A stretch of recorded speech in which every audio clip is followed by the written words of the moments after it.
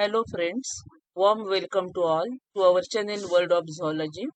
In our today's lecture, we'll consider next point from the topic animal biotechnology, that is nothing but the second application of the recombinant DNA technology in the production of the medicines such as human insulin.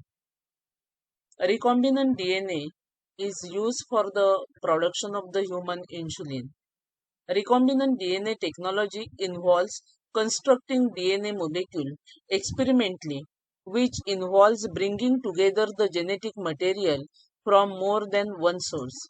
Such a process produces therefore a chimeric DNA, as it is made up of genetic material that belongs to two different species, and therefore chimeric DNA means the DNA which is made up of the genetic material of the two species. Hence, such a constructed DNA is called recombinant DNA or rDNA, and the protein that it encodes is known as recombinant protein.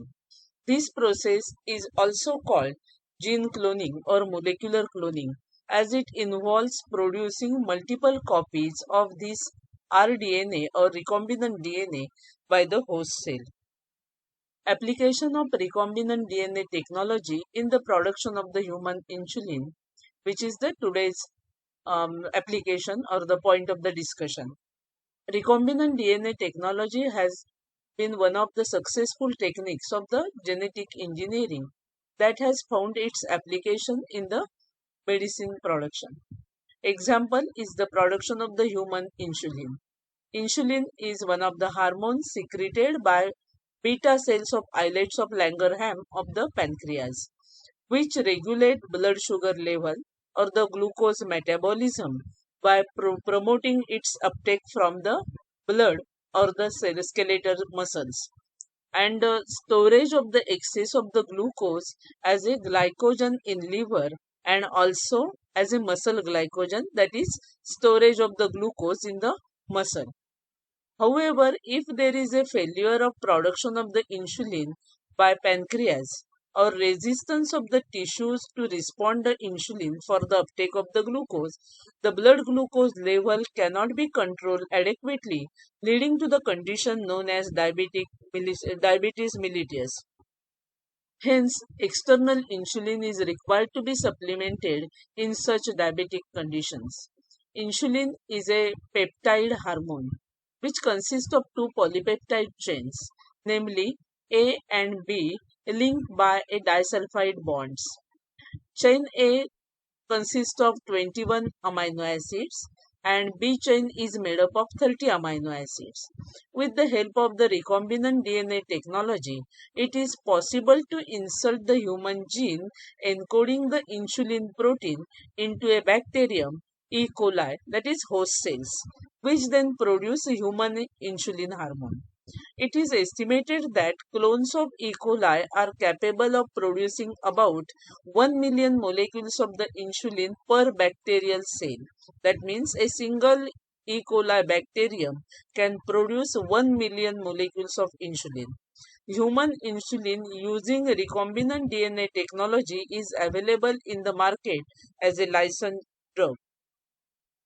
Here, the process which is shown, what is the application of the recombinant DNA technology in the production of the human insulin. Here, the gene of the interest, that is human gene insulin, human insulin gene is isolated and it is inserted in bacterial plasmid. Plasmid is here vector. This recombinant plasmid is then formed in the second stage, that is insertion of the human gene which is responsible for the production of the insulin hormone is inserted into a bacterial plasmid which serves as the vector, due to which bacterial transformation and heterologous expression takes place within the body of the bacterium, and bacterium can produce insulin.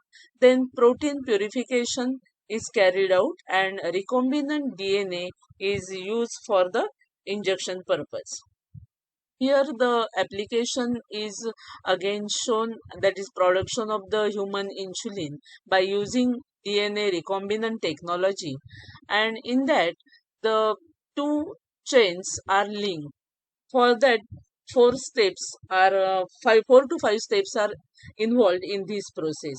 In the first step, the insert gene for each of the two insulin polypeptides next to highly expressed gene for beta galactosidase. To a particular A chain, that is insulin A subunit gene, is inserted, and insulin gene B subunit is inserted next to the beta galactosidase gene. And then in the second stage, transform E. coli with the recombinant expression vectors and select transgenic cells by their antibiotic resistance. These cells are antibiotic resistant, means they can survive in the presence of the culture medium containing antibiotics. And that gene is there, which is shown in the first diagram, that is antibiotic resistant gene. And that particular E. coli cells with antibiotic resistance gene, they are selected, and these recombinant expression vectors are introduced, or they are selected. In the next step, that is in the third step, the purification of the fuse protein is carried out. Means beta galactosidase A fusion protein is there, and beta galactosidase insulin B fusion protein is there, which are then purified. And then in the next step, that is in the fourth stage, chemically removed insulin polypeptides from the beta galactosidase protein, they are here linked in the next stage, that is combination of the polypeptides containing A and B to produce functional insulin is shown in the next, that is last diagram, and the linkage between the A and B chain of the insulin with the help of the disulfide bridge is also shown. Thus, the application of the recombinant DNA technology in the production of the human insulin is very beneficial, as the proteins, this protein, that is insulin, which is one of the hormone, but protein in nature, is produced due to the recombinant DNA technology with the help of the bacterium E. coli, and which is used in the used for the injection purpose, and the injection vial is shown in this diagram. Thanks for watching this video.